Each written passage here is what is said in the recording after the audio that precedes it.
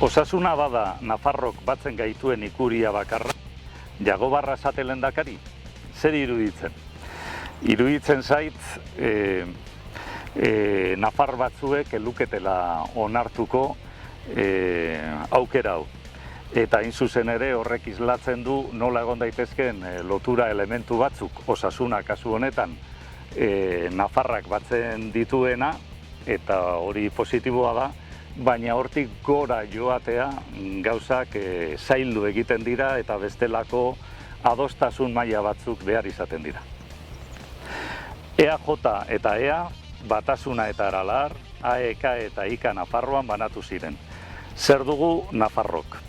Iruditzen zait galdera zentratuta dagoela abertzale munduan, eta horren azalpena argia iruditzen zait, EAeko ereduak ikusten da Nafarroan ez daukala bide egiterik, eta orduan modu logiko batean edo Nafarroan bestelako joera batzuk edo suspertu dira.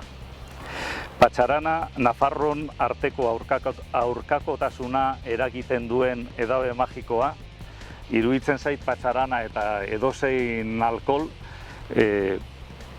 ez dakit positiboa esan daiteken, baina lagungarriak izan daitezke batzuetan, harremanetan hasteko edo, baina puntu batera helduta ja gauzak konplikatu egiten dira eta hor arazoak sortzen dira. Orduan Patxaran apur bat bai, baina moderazioz behar bada esaten den bezala. Aurkakotasun hori ez alda bizitzaren gatza eta piperra. Guk lanean hori oso argi islatu nahi izan dugu, nola aurkakotasuna benetan bizitzaren gatza eta piperra den, ukaezina da, horrela izan behar da, eta ukatu arren hori horrela izaten jarraituko du. Orain, gauza bat da, aurkakotasunak egotea, iritzi desberdinak, joera sozial desberdinak, joera politiko desberdinak, nortasun desberdinak eta abar, eta horrek aurkakotasuna sortzen du, eta beste gauza bat da, horri bide eman nahi izatea.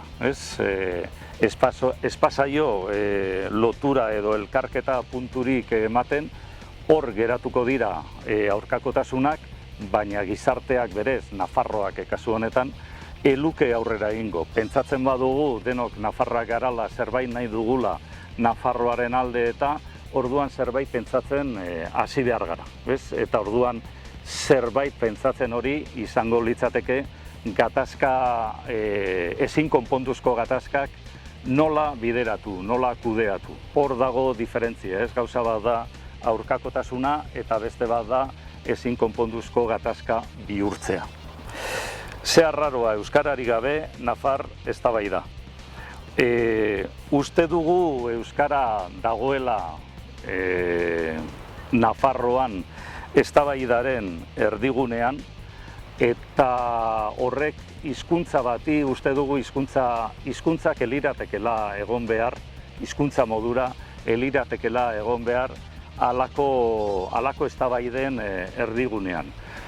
Hizkuntzak badituzte hiztunak, hiztunek aukera eduki beharko lukete hizkuntza bat edo bestea erabiltzeko, badaude osagai noski ideologikoak, politikoak, badaude presioak, badago estatuaren jarrera eta hori, baina iruditzen zaigu hizkuntza gatazkaren erdigunean ipintzea ez dela onuragarria kasu honetan euskararentzat.